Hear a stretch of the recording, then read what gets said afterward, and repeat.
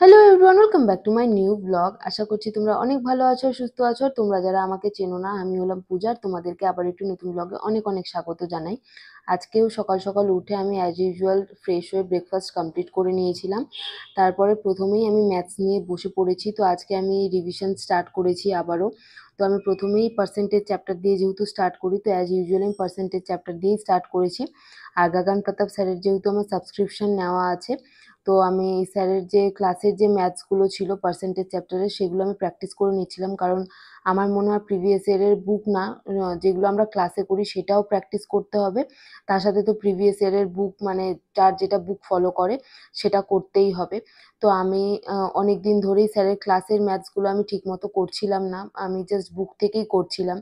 তো আমি ভেবেছি যে আমি এখন দুটো মিলিয়ে ঝুলিয়েই করব। আর কিছু কিছু কনসেপ্ট যেহেতু আমি তোমাদেরকে আগের ব্লগে বলেছি যে ১ মাস যেহেতু ঠিকমতো আমার পড়াশুনো হয়নি, তো অনেক কিছু মানে হয় না, রিভিশন না হলে জিনিসটা ভুলে যাওয়া ভাব, ঠিকমতো করতে পারি না।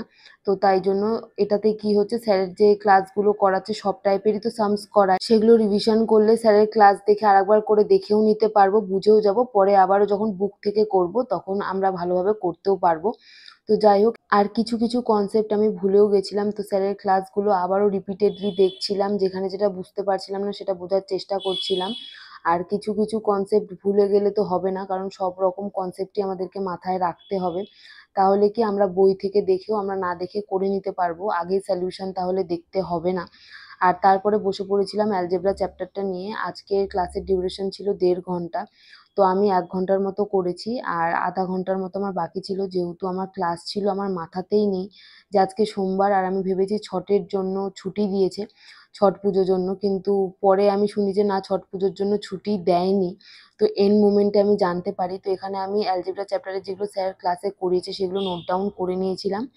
আর তারপরে ভোক্যাব নিয়ে বসে পড়েছিলাম। আর ভোক্যাবগুলো তো আমার মোটামুটি বেশ ভালোই যাচ্ছে, সেরকম কোনো প্রবলেম হচ্ছে না। আর পলিটির আমার ৫টা ক্লাস হয়েছে, মানে আর ১০টার মতো বাকি।